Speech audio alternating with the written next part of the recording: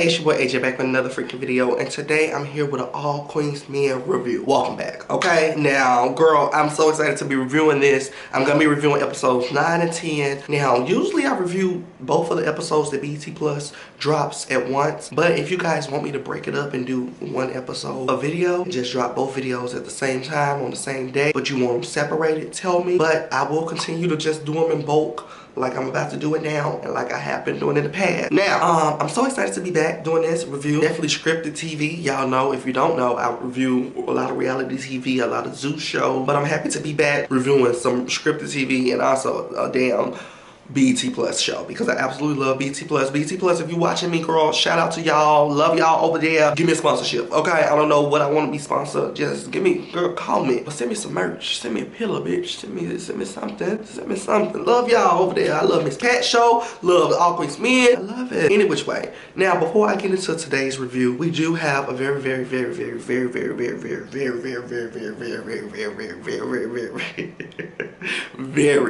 special video from one of my faves, okay? Here, I'm just gonna do this. Hold on, let me turn my eyes around. There we go, gotta get it glistening.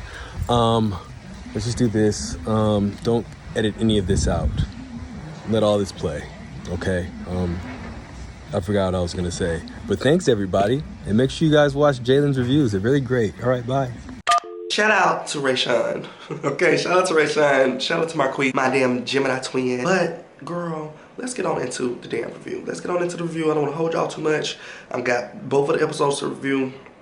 So, roll the intro.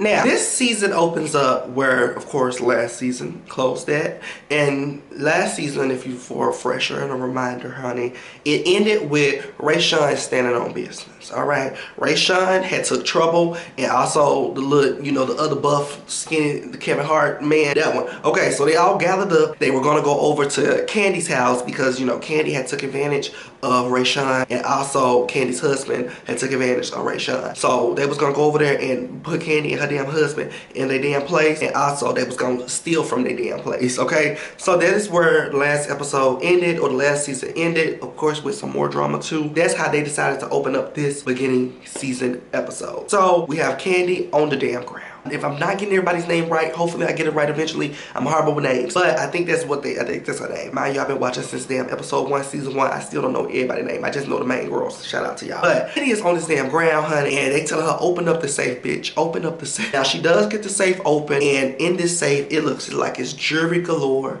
It looks like it's a lot of damn money, honey. So they start packing the bag, of course, because they're about to rob this bitch. Now, the whole time this bitch is getting robbed, she asking her husband that she ain't even, you know, she don't even love. Like, bitch, why you asking about this man? You don't even like this man. But she's asking about the man, girl. She's like, my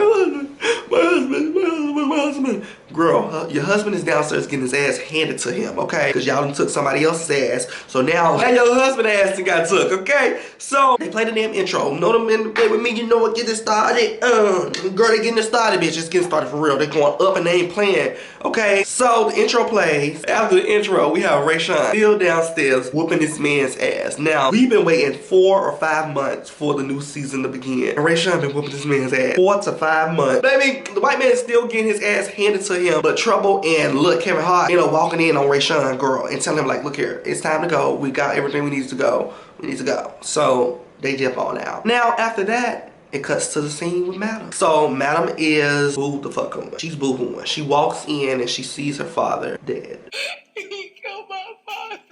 Now, of course, she tells, you know, Tommy to handle the situation. Tommy is in control of all bodies, whether family or enemy. Tommy is king of all bodies. So Tommy handles the situation, and Blue ends up taking Madam to the bar, and they're sitting down and they're drinking and they're talking and conversating. Now, of course, you know, Blue tries to, you know, comfort Madam and tells Madam that, you know, it kind of might be best that, you know, he's, you know, a goner. Because Blue is under the assumption of thinking like, oh, you know, Madam dad was, you know, brain dead. Because everybody's been thinking Madam father was brain dead. So Blue is under the assumption of thinking like, oh, Madam's father is brain dead. And Madam clears it up immediately. She's like, no, the nigga was faking. Like, girl, he was faking because, you know, the feds was on him. So Blue is about as gagged as me when I was gagged season 1 when the nigga opened his mouth and started talking. Okay? I guess it was good him not knowing what's going on. Him having Alzheimer's. He didn't have it below, but he was pretending for the FBI. Now the next scene, finally Rayshawn, Lil Kevin Hart, and Trouble have arrived at the apartment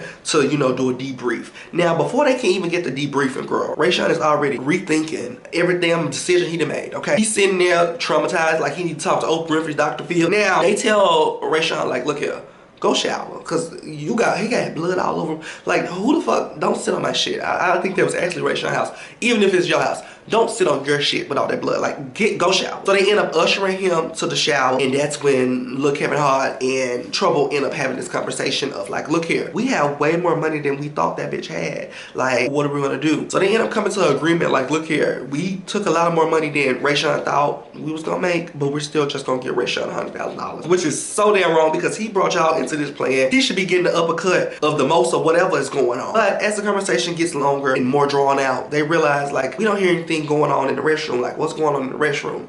Now, when they ain't hear nothing in the restroom, girl, I thought Rayshawn's ass was a goner. I thought his ass was a goner, girl. I thought that he couldn't take the guilt of murdering someone, and also he couldn't take the guilt of bending and busting open. Okay, I thought that it was just too much going on for him, and I thought he had went in that restroom and took his life. And I'm like, oh no, please, not my baby daddy, no. So they end up running up in the restroom to check on him, and there he is sitting in the shower with the rain running down on him in his clothes like he's shooting a 90s R&B video, girl. I said, oh, poor baby. Oh baby. So he having his moment. Now that is where the scene continues for them. Now the next scene is Frank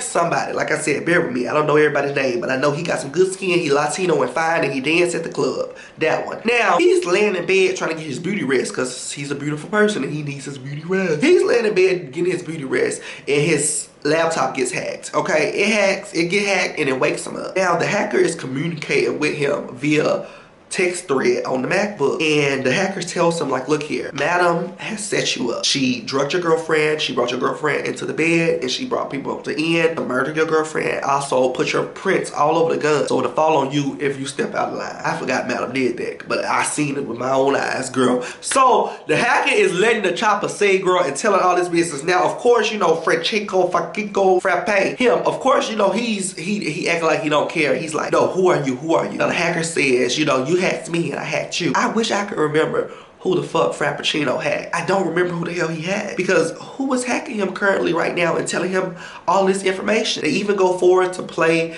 an audio of Madam talking, honey. They play this audio of Madam talking. I said, oh my goodness, this hack shit is crazy. It got me looking at my phone like, who the fuck is here?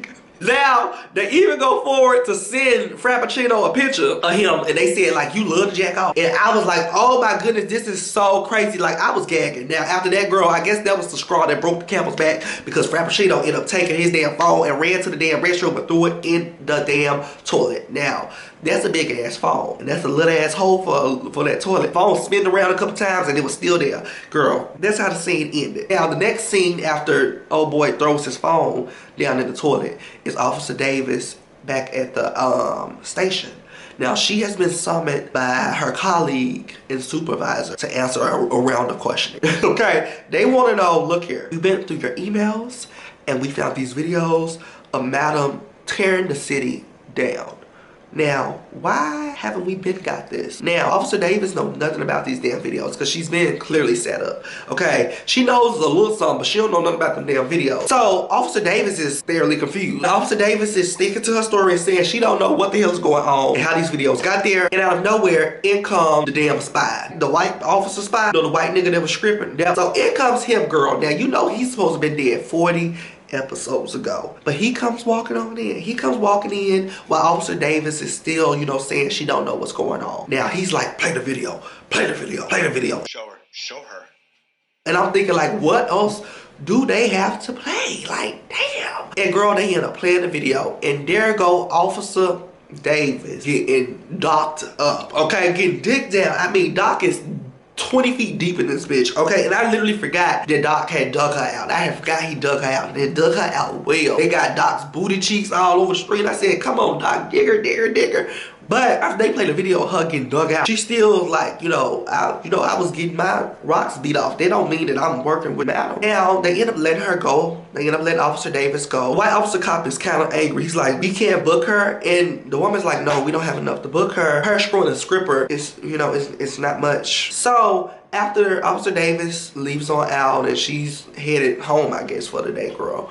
Baby, they tell the white undercover cop to dress up, and he needs to put his clothes back on, to dress up and hit the streets and leave, because he's supposed to have been dead, like I said, 40 episodes ago. So he puts on his disguise, his homeless disguise. I'm gonna be honest, the disguise made him more noticeable. He could have walked back out normally like he always looked and he would have been unnoticeable. But that shit he had on made him noticeable. So he ends up walking out in his damn disguise, honey. And he ends up getting caught by Trouble and the little Kevin Hart nigga. Now you may be questioning, why the hell is the little Kevin Hart Jr. and Trouble sitting outside of the police station? But the reason they're sitting outside of this police station is because they're looking for who?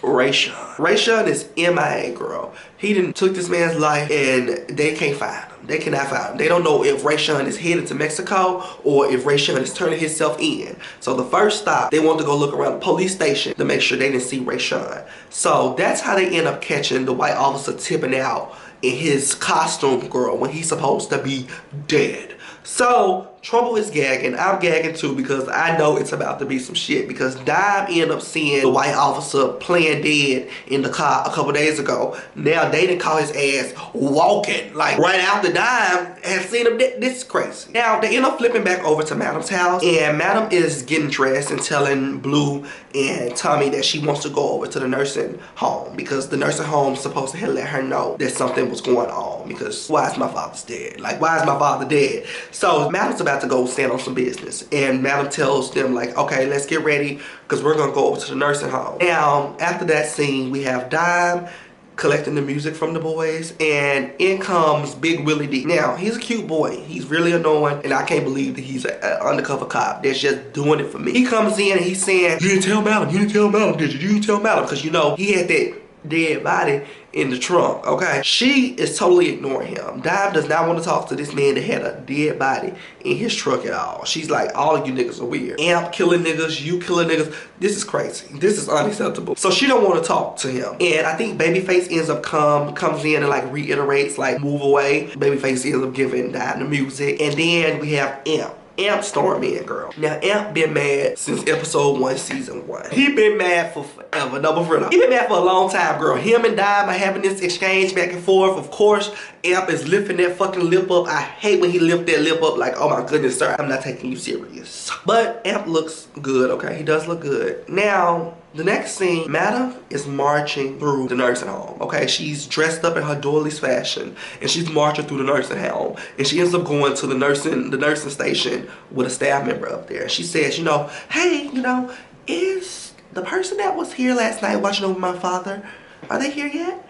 And of course, the bitch is not there yet. Okay, of course the bitch is not there yet. The coworker ends up telling Madam like, hey, the lady that watched over your father, she actually took some days off because she's having some family emergencies and she won't be here today. So Madam takes the opportunity to say, you know what, actually, let me send a little, some condolence flowers to the employee. Would you mind giving me her address? Now, I don't know why in the hell this bitch at the damn nursing station gave Madam the lady's address, but Madam got the address. Now, Madam ends up turning around and she's about to storm out to head to this bitch's house. But Madam's sister walks in, and I cannot stand Madam's sister, girl. Oh my goodness. Madam's sister marches in, no Selma, honey, and she's going off and she's antagonizing Madam because she feels like Madam is the reason that her father is dead. But she's antagonizing Madam, girl, and Madam is heated. And I understand, girl. I could never imagine losing somebody and somebody trying to, blame me, even if it was my fault or not. Like, girl,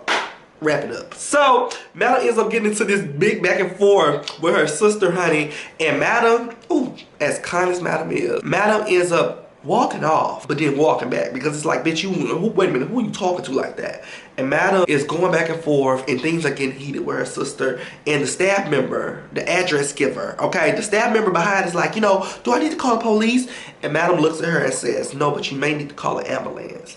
And Madam stabs her sister. Do you need me to call the police? Yes. No. But you can call an ambulance. For who? You.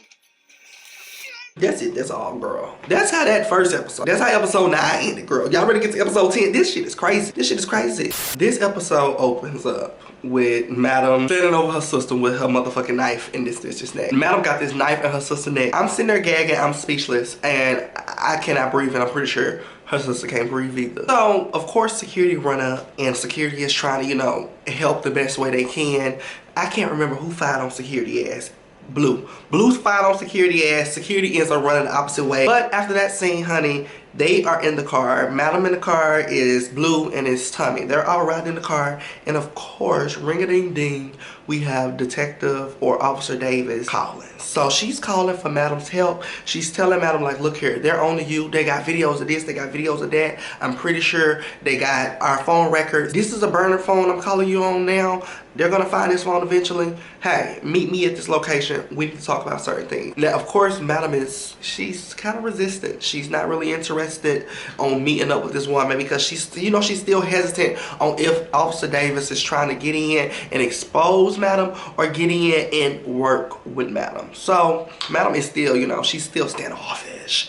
Now, the boys are at the club bumping and grinding. So, before the boys hit the stage, they end up pulling Amp to the side and said, look here, we know that you're on narcotics, okay? We know you're on narcotics. And sometimes we do them too, but usually it's just for work and not outside of work. And we need you to slow down. So they really talk to Amp. They get him to hand over the whatever, I can't remember whatever drugs they had, girl. But it was something, girl, he didn't supposed to have. And he ends up handing it over to, who was it? It was Doc and the other one with the big old D that was falling off the first season. That one. Okay, after they do that, girl, the girls get out. Yes, that's when they dance. So after they do that, they get all dressed up and they go out and bump and grind and begin to dance. So they bumping and grinding and they dancing and the boys look good. They look fine, okay? And I'm just living, okay? We have Doc and his doctoral hat, okay? We have Doc and his doctoral hat, which is top tier, and they having a good old time. But all of this is going on. We have Candy marching through the damn club, okay? And Candy is wanting her money back. She wants her money back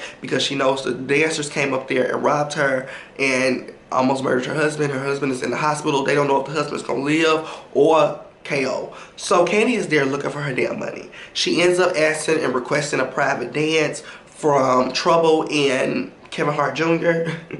Now, with having this conversation, of course, Trouble ends up blaming Madam. She said Madam is the person that sent them over to her house. The whole time Trouble was thinking like Candy's not gonna say anything. Who's she gonna check? She gonna check Madam. She ain't gonna check Madam. She thinking that Candy's really not gonna say anything to Madam. But right after that scene, girl, Candy goes to speak with Madam.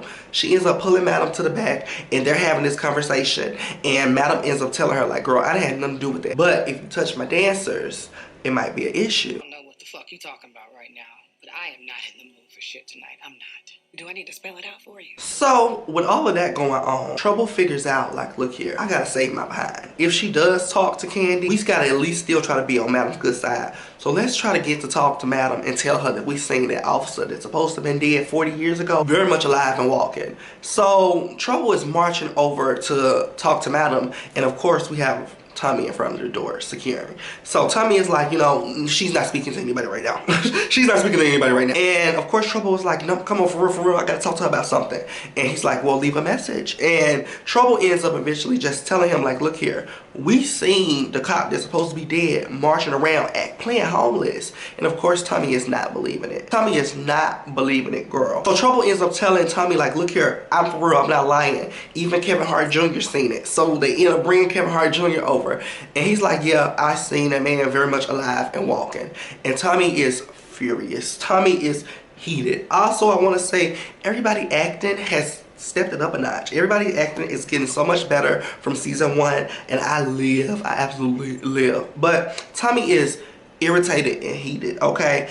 But after that, of course, he shoots Trouble away after she done gave him the information of his damn lifetime. So after Tommy received the information, of course, he tells Blue. Blue is gagging. Blue is gagging. Everybody's gagging. Everybody's speechless. They trying to figure out how they're going to present this information to Madam and what should they do about this nigga that's on the stage dancing, Big Willie D. Because, you know, Big Willie D supposed to have murdered the damn dude, but they're both cops, so they're undercovers. They got 2 undercovers in this damn club, which is crazy. They got 2 undercovers in this damn club. club. So Blue and Tommy is trying to figure out how in the hell are they gonna tell Madam about what Big Willie D did not do. Okay, what he's supposed to do, but he did not do.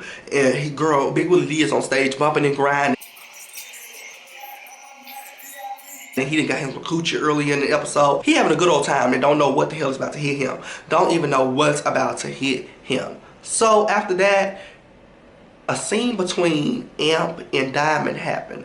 And I'm gagged because they actually have a normal conversation after literally about 15 episodes of pure beef. Okay, pure beef. I'm gagged. So they end up having a conversation and he says basically, Amp says basically to Diamond that he's done, you know, chasing and being mean and doing all the extra stuff. And I'm really interested to see if the relationship will develop again, or will they just be nice and keep it cordial? Because I understand everybody's point of view. I understand where Diamond was coming from, and I understand him not fucking with her for snitching, because it's like, even if I did steal the money, you supposed to been over here sucking and fucking me and holding me down, okay, and getting your cut.